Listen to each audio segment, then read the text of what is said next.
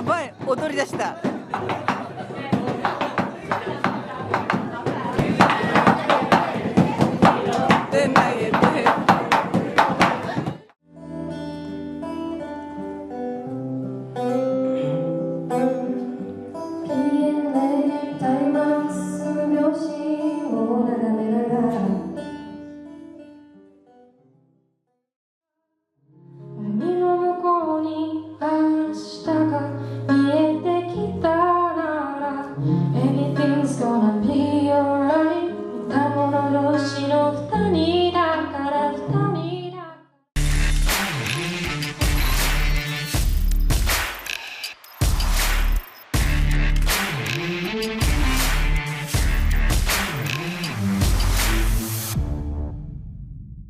皆さんこんにちは。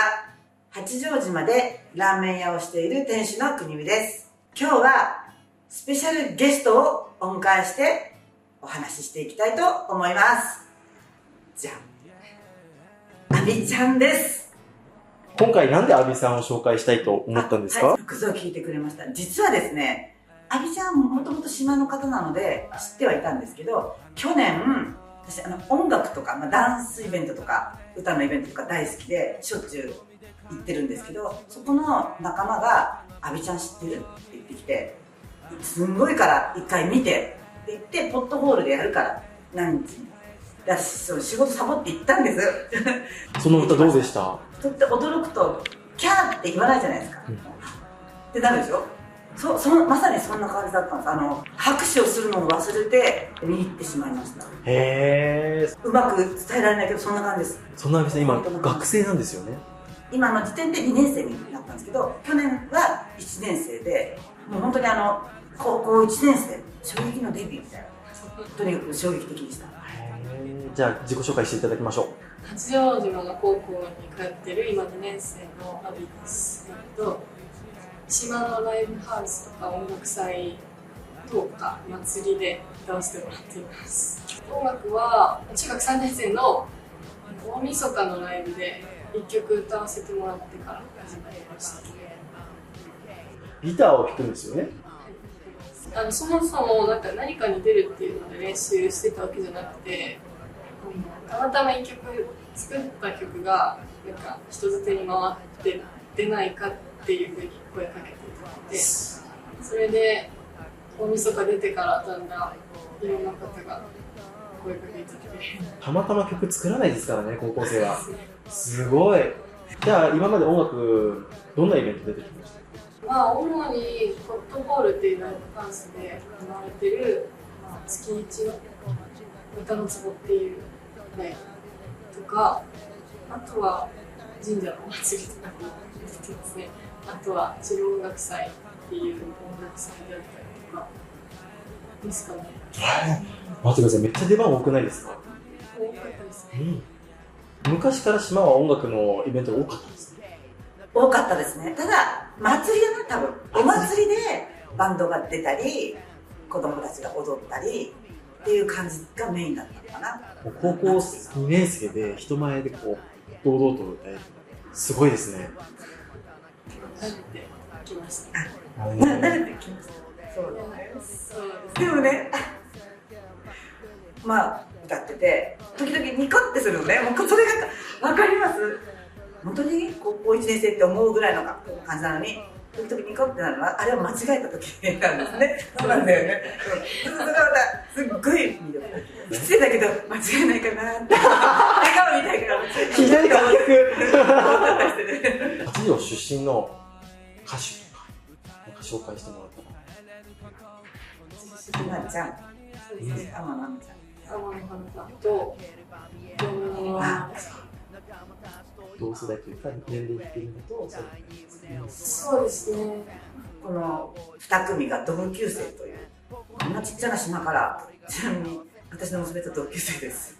天野花ちゃんもちょっとやっぱり人づてに聞いてファンになっちゃったんですけど、有名なのがキユーピーのマヨネーズの CM ソングを歌ってたんですよ。知ってます？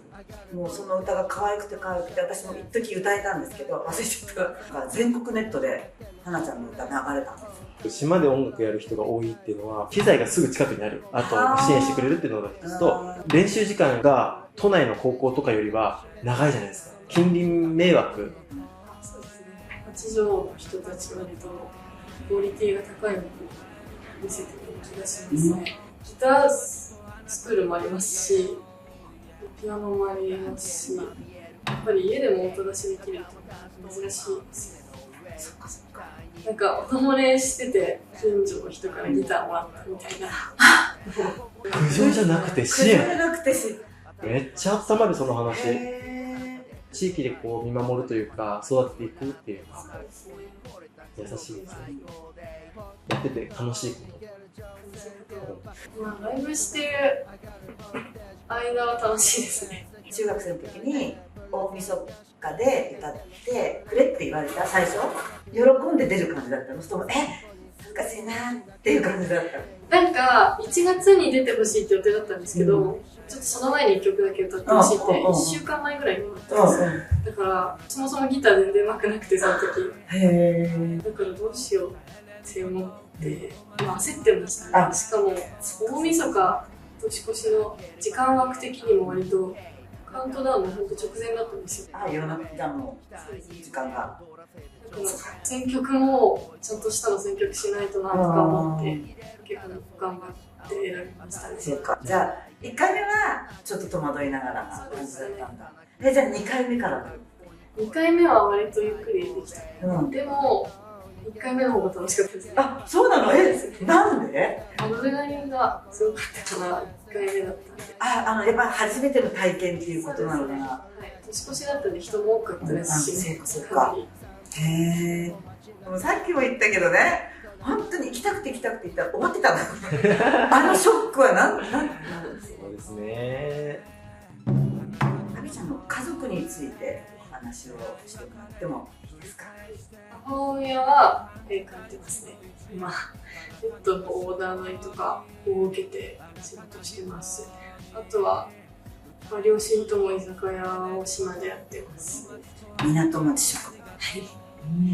兄は大学に行ってて、物を描くことをやってるんだよね。描くのがメインじゃないですかね。最近初めて文化の方で記事についた話を聞きました。音楽と文と。そう。で、なんか芸術か。すごい。なんか親からフィードバックとか、そういう話なんないですか？割とちょっと褒めてくれるじゃないですか。地域の人とか基本的に。なので、親には割ときつく言ってもらってます。褒めるようにしてます。ダメ出しが出るんだよね。そうですね。ダメ出ししてもらってます。一応、なんか入場料とかもあるので、ちゃんとしたもの。そういうことか。お金をいただいてるからね。それだけ意識が高い家族だったんですね。そうですね。長きにわたっても家族で八条の音楽イベントを支えた。